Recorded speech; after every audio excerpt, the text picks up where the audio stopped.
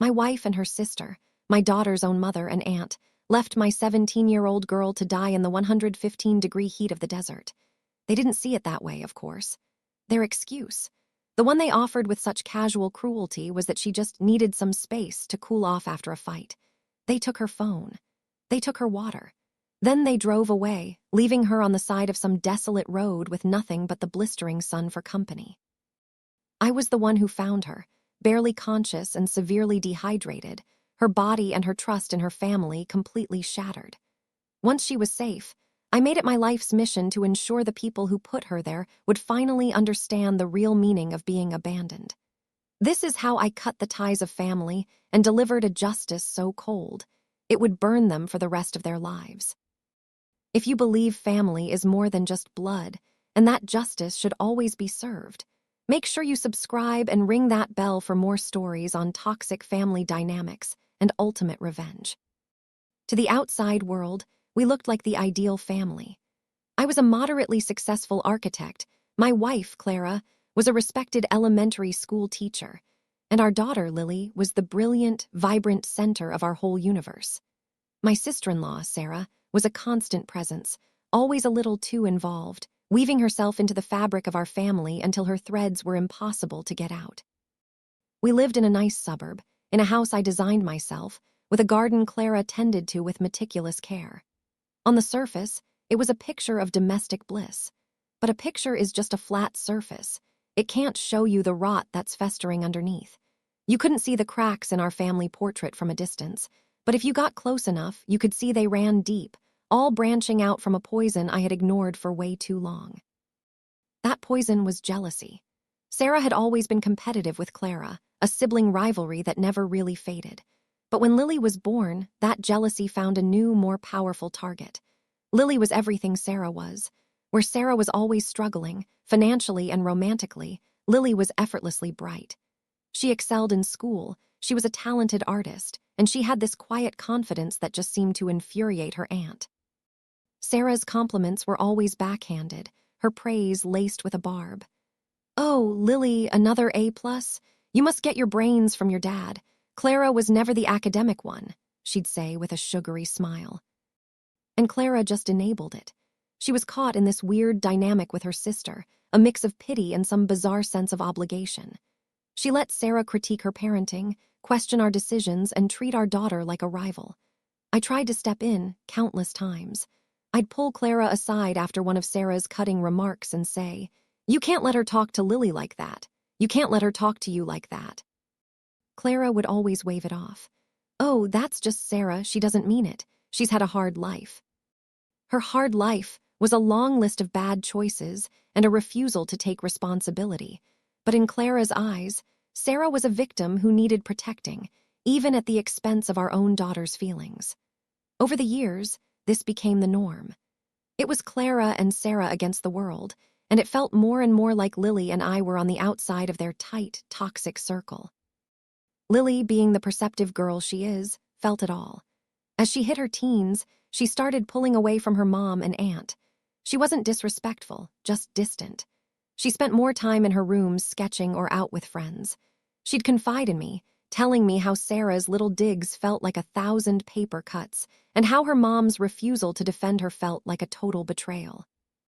"It's like Mom loves Aunt Sarah more than me," she told me once, her voice small, after Sarah had made a particularly nasty comment about her friends. I held her and told her that wasn't true, but a cold pit formed in my stomach because I wasn't entirely sure I believed it myself. The tension was building, a low hum of resentment vibrating through our perfect house. I knew a breaking point was coming. I just never imagined what it would look like. I never fathomed that the two women who were supposed to love and protect my daughter would become the greatest threat to her life, using the vast, unforgiving desert as their weapon. They didn't just break our family, they tried to erase the most important part of it. And for that, there could be no forgiveness, only a reckoning. The whole trip was supposed to be a family bonding experience. That's what Clara called it. A weekend getaway to a national park a few hours away, famous for its stark, beautiful desert landscapes. It was July, the peak of summer, and the forecast was brutal, temperatures climbing to 115 degrees. I'd argued against it. Clara, it's dangerously hot out there. Let's just wait until fall. Don't be so dramatic, she'd said, with Sarah nodding right beside her. It's a dry heat. We'll have AC in the car. It'll be an adventure. We need this. Lily has been so distant. Lily didn't want to go. She wanted to spend the weekend with her friends. But I pushed her to come, foolishly hoping that maybe Clara was right. Maybe a change of scenery would help. It was a mistake that will haunt me for the rest of my life. The drive out was tense. Sarah was in the passenger seat, controlling the music, while Clara drove. Lily and I were in the back. The argument started, like they always did, over something stupid. Lily had her headphones on, and Sarah turned around with a sneer. Can you take those off for 5 minutes and join the family? Or is your music more important than us? Lily pulled one earbud out. I can hear you. I just don't want to listen to your 80s soft rock playlist for 3 hours. It was a typical teenage comeback, a little sarcastic, but harmless. Sarah, however, took it as a declaration of war. Excuse me, that's the problem with your generation, so disrespectful. Sarah, leave her alone, I said, my voice low and firm. Clara glanced in the rearview mirror, not at Sarah, but at Lily. Lily, apologize to your aunt. She's right, that was rude. What? She started it, Lily protested. Why do I always have to be the one to apologize? The fight escalated with sickening speed. It went from the music to Lily's attitude, to her friends, to her ungrateful nature. Sarah led the charge, and Clara acted as the judge, siding with her sister every time. I tried to de-escalate, but it was like trying to reason with a hurricane. You think you're so grown up, don't you? Sarah spat, her face twisted with rage. You think you don't need us. Maybe I don't, Lily shouted back, her eyes filling with tears of frustration. Maybe I'd be better off without you criticizing everything I do. That was the line. Clara pulled the car over with a screech of tires on the shoulder of the empty desert highway. There was nothing for miles, just scrub brush, sand, and shimmering heat. Fine, Clara said, her voice dangerously calm. If you want to be on your own so much, then get out. I stared at her. Clara, what are you doing? Don't be ridiculous. She needs to cool off, Clara said, her eyes like chips of ice. She needs some space to think about her attitude. Get out, Sarah echoed, turning to Lily with a triumphant smirk. Let's see how grown up you are now. Lily was stunned into silence. I grabbed Clara's arm. This has gone too far. We are not leaving our daughter on the side of the road. It's 115 degrees out there. Are you insane? She'll be fine, Clara said, shaking me off. We'll just drive up the road a mile and wait. It'll teach her a lesson. A lesson in what? Heatstroke? I yelled, my voice cracking with panic. People die out here. This isn't a game. But they weren't listening. Sarah reached over and opened Lily's door. Give me your phone, she demanded. Lily looked at me, her eyes wide with terror. I shook my head, no, but Sarah was already snatching it from her hand. And the water bottle, she added, grabbing the flask from the seat pocket. You can think about how thirsty you are for respect. No, I roared, trying to get past Lily to stop them. Clara, for God's sake, stop this. But Clara just stared straight ahead. Lily, crying now, stumbled out of the car. The wave of heat that hit the car felt like opening an oven. We'll be back in a little while, Clara said, not a hint of doubt in her voice. She wouldn't even look at me. Before I could unbuckle my seatbelt, Sarah slammed Lily's door shut, and Clara hit the gas. The car shot forward, leaving my daughter standing alone on the side of the road, a small figure shrinking in the rearview mirror. I screamed at Clara to stop. I clawed at the door handle. I pleaded, I reasoned, I raged. But she just kept driving, her jaw set, while Sarah turned up the radio to drown me out. We drove for a mile, then 2, then 5. Every frantic plea was met with the same cold line. She needs to learn. She'll be fine. Finally, after what felt like an eternity, Clara pulled over.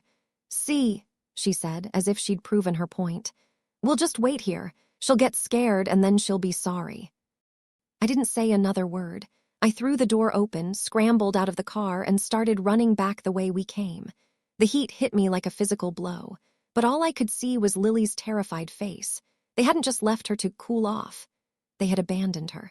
And as I ran on that scorching asphalt, I knew my marriage was over. My family was dead.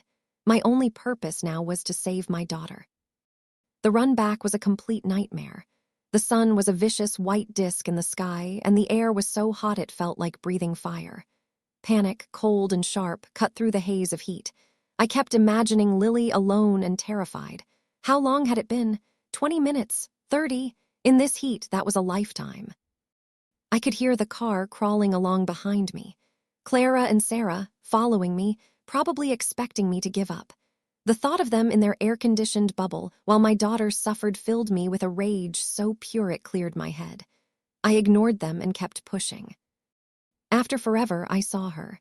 A small heap on the side of the road, collapsed by a pathetic patch of shade from a lonely bush. She wasn't moving. A scream tore out of my throat. I found a burst of strength and sprinted the final 100 yards, falling to my knees beside her. "Lily, Lily, it's Dad. Can you hear me?" She moaned softly. I gently turned her over. Her face was flushed a scary shade of red, but her skin was dry. Her lips were cracked, her eyes glassy and unfocused. When she looked at me, there was no recognition. "Thirsty," she whispered, her voice a dry rasp. The car pulled up. Clara and Sarah got out, their faces finally showing some concern. "Is she okay?" Clara asked. I didn't look at them. I was focused on Lily. Her forehead was burning hot. She was disoriented, her pulse rapid and weak. This wasn't just dehydration, this was heat stroke, a life-threatening emergency. "Call 911, I snarled at them. "Now, tell them our location and tell them you have a teenage girl with severe heat stroke." Sarah fumbled for her phone, her usual smugness gone. As she spoke to the dispatcher, I took off my shirt, soaked it with the emergency water I kept in the trunk, and gently dabbed Lily's face and neck. "Why isn't she sweating?" Clara asked, her voice trembling. "Because her body is shutting down," I snapped. "Her cooling system has failed. This is what happens when you leave someone to die in the desert." The words "die" hung in the air. The reality of what they had done was finally crashing down on them. Clara started to cry. I didn't think." "No," I said, my eyes locked on Lily's face. "You didn't think at all. You only thought about your petty anger and your sister's pathetic jealousy." Paramedics and park rangers arrived with stunning speed. Their grim faces told me how serious this was. They took one look at Lily, started an IV, and loaded her onto a stretcher. As they carried her to the ambulance, a ranger turned to me. "What happened here, sir?" Before I could answer, Clara blurted out, "It was an accident. We had a fight and she ran off." I turned and truly looked at my wife. The lie was so effortless. In that moment, any last ember of affection I had for her was gone. "That's not what happened," I said, my voice clear and steady. The ranger's eyes flicked from Clara to me. "My wife and her sister forced my daughter out of the car. They took her phone and her water and left her here as a punishment. I had to run back 5 miles to find her." The ranger's expression hardened. She looked at Clara and Sarah, whose faces had gone pale.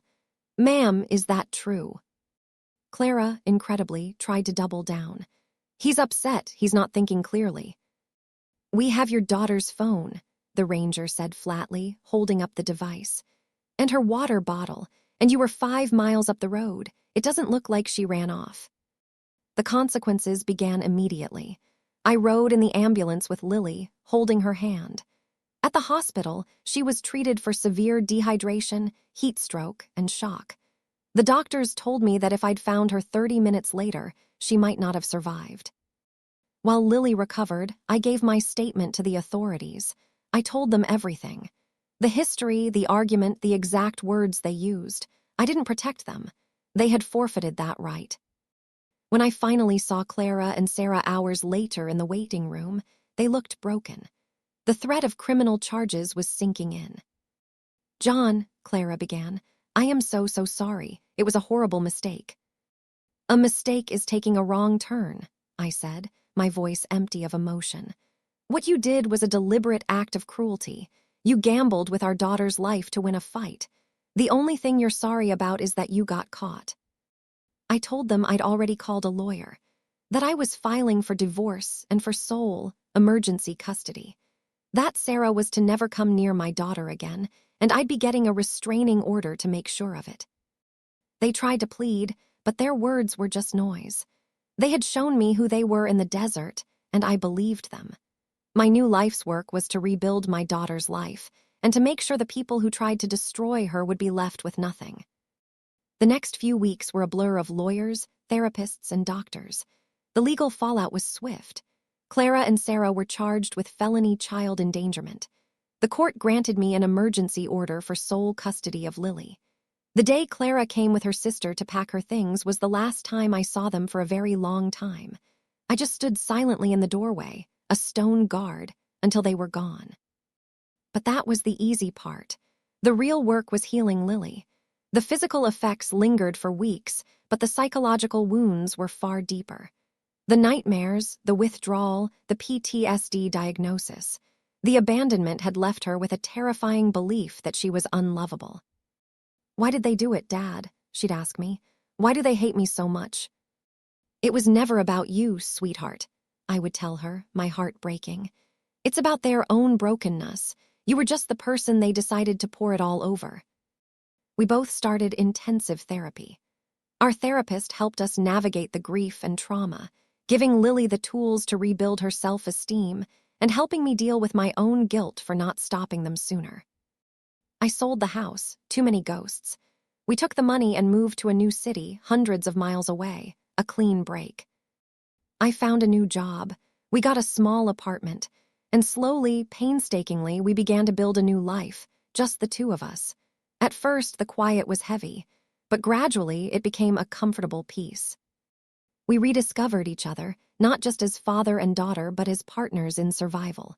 We cooked, we explored, we talked. And I watched as, inch by inch, Lily came back to herself. She threw herself into her art, her sketchbooks filling with powerful drawings. Her trauma became part of her story, but she refused to let it be the whole story. By the time she graduated from high school, she was stronger and more resilient than anyone I knew. She was accepted into a prestigious art school on a full scholarship. Watching her walk across that graduation stage, I was overcome with a pride so huge I thought my chest would burst. We had made it.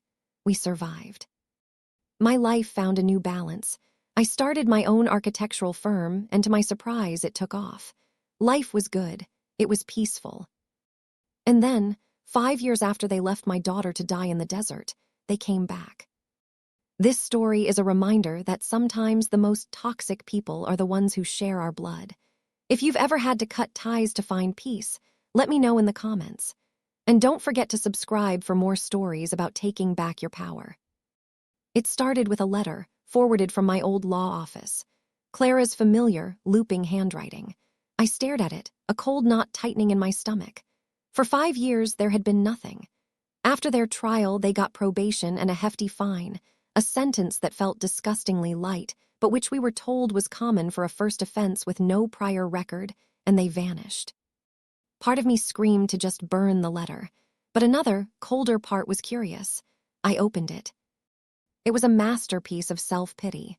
"I know what we did was a mistake," she wrote. "A mistake, not a crime, not monstrous cruelty, a mistake." She wrote about how hard her life had been. The school district had fired her. Sarah had fallen into a deep depression. They were struggling. She missed being a mother. She missed me. She wanted to see Lily, to be a family again. I read it and felt nothing but cold resolve. Her words held no remorse, only regret for the consequences she'd suffered. It was all about her pain, her struggle. Lily's trauma was just an inconvenient footnote. I threw it in the trash. But a week later, another letter arrived. Then the emails started. Then the voicemails. A desperate litany of "I'm so sorry" and "please just talk to me." Then Sarah started. Her emails were angry. It was my fault their lives were ruined. I had turned Lily against them. I was the one who called the authorities, who blew it all out of proportion. In her mind, the real crime wasn't the abandonment, but my reaction to it. I showed Lily the first letter. I had promised her no more secrets. She read it, her expression unreadable. When she finished, she looked at me and said, "They haven't changed at all, have they?" No, I said. They haven't. What are you going to do? She asked. She needed to know I was still her protector. I want to ignore them until they fade away, I told her. But I have a feeling they won't. I was right. About a month later, leaving my office late one evening, I saw them, standing across the street just watching the building. Clara and Sarah. They looked older, worn down. The sight of them sent a jolt of pure adrenaline through me. Clara took a step forward, a desperate look on her face. I didn't hesitate. I pulled out my phone, turned my back on them, and walked back into my office, dialing the local police. I reported 2 trespassers violating a 5-year-old restraining order. They were gone by the time the police arrived, but they had found us. They knew where I worked, and they were desperate. A desperate person is a dangerous person. But I was no longer the man who tried to reason with them in that car. I had seen the worst they were capable of. A cold, calculating part of my brain began to form a plan. They wanted back in. Fine, I would let them in, just far enough to spring the trap. The final confrontation came at my front door. I'd been expecting them. After they showed up at my office, I hired a private investigator. The report was grimly satisfying. They were living in a rundown apartment, drowning in debt, one step from eviction. They weren't just desperate, they were at the end of their rope. When my doorbell rang that Saturday, I knew it was them. I opened the door. "John," Clara breathed, relief washing over her face. "Please, can we just talk?" "Come in," I said, my voice flat. They scurried inside, surprised. I led them to the living room, a space filled with light and Lily's art, a testament to the life we built from the ashes of the one they burned down. They looked around, and I could see envy flicker in their eyes. "Your life is nice," Sarah muttered. "We worked for it," I said. "What do you want?" Clara launched into her rehearsed speech. Terrible mistake, they'd paid for it, they were sorry, they wanted a second chance. When she finished, a hopeful silence hung in the air. "So you're sorry," I said. "Tell me, what specifically are you sorry for?" Clara blinked. For everything, for that day." "Be specific," I pressed. "I want to hear you say it." She stammered. "I'm sorry we left Lily. It was wrong." "Why was it wrong?" I asked, my voice like a scalpel. "Because she got hurt. We never wanted her to get hurt." And there it was, the rotten core of their apology.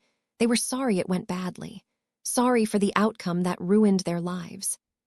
"So if I hadn't found her," I said, "or if a ranger found her an hour later and she had died, then you would be sorry. But if you'd come back after 20 minutes and she was just scared and crying and you'd swept it under the rug, then it would have just been a lesson, right? Then you wouldn't be sorry at all." Their silence was the answer. "You're not sorry you did it," I continued, standing up. "You're sorry you got caught."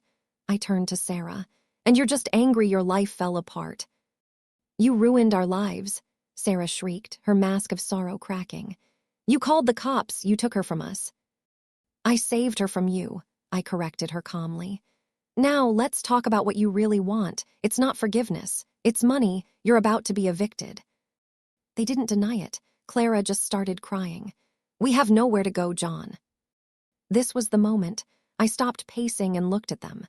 "Okay," I sighed. "Despite everything, you are still Lily's mother. I can't let you be homeless." The hope that flooded their faces was blinding. They started thanking me, calling me a good man. I held up a hand. "I'm not doing this for you. I have a property, a small house I bought as an investment. It's empty. You can live there, rent-free, get back on your feet." They wept with gratitude. They grabbed the lifeline with both hands. "One condition," I said. "You will never contact Lily. Violate that, the deal is off. Understand?" They agreed immediately. Of course, anything. For 2 weeks, I played the part of the savior. I gave them the address, had the utilities turned on, even gave them a few $1,000s for moving expenses. They were so consumed by their good fortune, they never questioned it. The day they were supposed to move, they called me from their U-Haul, an hour away from the house. "We're almost there, John," Clara said, giddy with relief. "We can't thank you enough." "Actually, there's been a change of plans," I said, my voice turning to ice. "The house isn't available." What do you mean? She faltered. I mean there is no house, I said. The address I gave you is a vacant lot. I sold it 6 months ago. Stunned silence. I could hear Sarah in the background asking what was wrong. But the money, the utilities, Clara stammered. The money was a gift, severance. As for the utilities, I never called. You're driving a truck full of your belongings to a patch of dirt. Your lease ended yesterday. You have nowhere to go. The screaming started. First Sarah, then Clara, a hysterical wail of betrayal. Why, she cried, why would you do this? And I let out 5 years of rage, delivered with ice-cold precision. 5 years ago, you drove my daughter into the middle of nowhere. You took her phone, her water, her safety, and you abandoned her. You left her with nothing but a vague promise that you'd be back in a little while. You wanted to teach her a lesson. Well, consider this a lesson. I let it sink in. I gave you hope. I let you believe you were safe. And now I am abandoning you, just like you did to her. The only difference is you have a truck, some money, and each other. She had nothing. You wanted to know what it feels like? This is it. You just needed some space to think about your attitude. I used their own callous words against them. The line went silent, except for the sound of Clara's broken sobs. Have a nice life, I said, and I hung up. After that final call, a profound silence settled over my life. The ghosts were gone. I told Lily everything. When I finished, she just hugged me. Thank you, Dad, she whispered. I knew I had made the right choice, not for me, but for her. I closed the book so she would never have to read another word. Our lives continued to flourish. My business grew. Lily is now a successful graphic designer in a loving, healthy relationship. We built a new family, forged not from blood, but from love, respect, and unwavering support. As for Clara and Sarah, I've never heard from them again. I don't know where they ended up, and I don't care to know. They are a chapter that is over. A story of betrayal rewritten into a tale of survival and justice. They left my daughter on a road to die to satisfy their own darkness. In the end, I just gave them a taste of that same desolation. I left them on their own road, in a desert of their own making, to be consumed by the emptiness they carried inside them all along. And I have never, for a single second, regretted it.